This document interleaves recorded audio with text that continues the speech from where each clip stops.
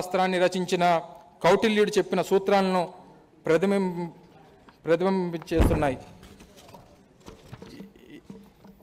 యహ ప్రజాః సుఖినోతర రామః తదర్థ సేద్దేషు పరేషు నియాంతరః.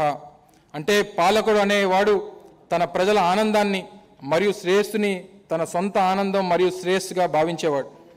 విభజన అనంతరం ఏర్పడిన ప్రతికూల పరిస్థితులతో కూడా అత్యంత ప్రగతిశీల రాష్ట్రాల్లో మన రాష్ట్రం తన స్థానాన్ని తిరిగి సాధించడానికి ఎంత కష్టమైనా సరే ఏ సవాలునైనా అధిగమిస్తూ అవకాశాలను అందిపుచ్చుకోగలగదని మన గౌరవ ముఖ్యమంత్రి గారి దృఢ విశ్వాసం.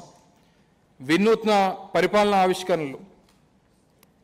రాష్ట్ర విభజన తరువాత జటిలమైన విభజన సమస్యలతో మరియు నష్టాలతో ఇబ్బంది పడుతున్నప్పటికీ ఉన్నత ఆశయాలతో మరియు నూతన శక్తితో రాష్ట్రాన్ని పునర్నిర్మించుకోవడానికి మా ప్రభుత్వం సాయశక్తులా ప్రయత్నిస్తోంది. మన రాష్ట్ర సమస్యలను అధిగమించాలంటే పాత మరియు మోస పద్ధతులతో కాకుండా ఒక సరికొత్త విధానంతో మాత్రమే అభివృద్ధిని సాధించగలమని గౌరవ ముఖ్యమంత్రి గారు తాను చేసిన సుదీర్ఘ పాదయాత్ర అనుభవంతో తెలుసుకున్నారు. దీనికి అనుగుణంగా అనేక మార్గనిర్దేశక కార్యక్రమాలతో మా ప్రభుత్వం గత 5 సంవత్సరాలుగా ప్రజల జీవితాల్లో వెలుగులు నింపుతోంది. మా ప్రభుత్వం ప్రవేశపెట్టిన నవరత్నాలను, మేనిఫెస్టోలోని ఇతర పథకాలు మరియు అమలు చేస్తున్న వివిధ వినూత్న కార్యక్రమాలు సుస్థిర అభివృద్ధి లక్ష్యాలు అనుగుణంగా ఉన్నాయి. ఈ కార్యక్రమాలు మెరుగైన ఫలితాలు అందించడం వలన ప్రపంచవ్యాప్త మేధావులచే కూడా ప్రశంసలు అందుకుంటున్నాయి. కొత్త ఆలోచనలు, ఆవిష్కరణలు మరియు ఇంతకుముందు ఎన్నడూ లేని విధానాలు కనీవిని ఎరుగని రీతిలో అమలుపరచడం వలన తక్కువ సమయంలోనే మా ప్రభుత్వం సంతృప్త స్థాయిలో ప్రజలందరికీ జీవితాల్లో గణనీయమైన మార్పు తీసుకురాగలిగింది.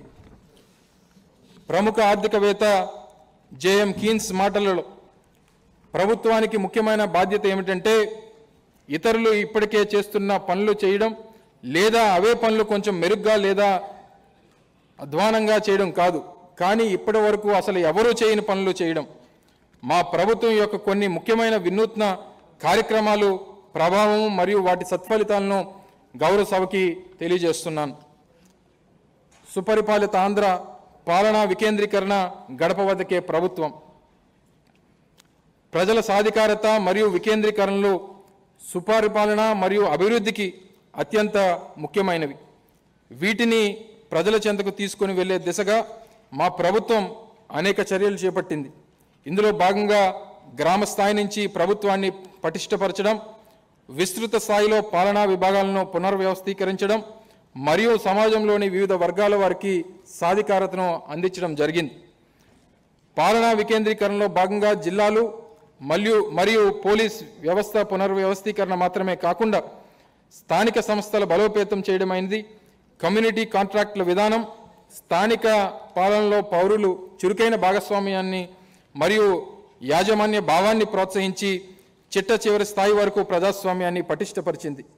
దాదాపు 1,35,000 మంది ఉద్యోగులతో 15,004 గ్రామ మరియు వార్డు సచివాలయాలు ఏర్పాటు చేయడం, 2,66,000 మంది వాలంటీర్లు నియమించడం ద్వారా సకాలంలో అర్హులైన లబ్ధిదారులందరికీ ఎటువంటి లోపాలు లేకుండా పారదర్శకంగా సంక్షేమ పథకాలు మరియు పౌర కేంద్రీకృత సేవలు గడప గడపకు అందించగలుగుతున్నాం.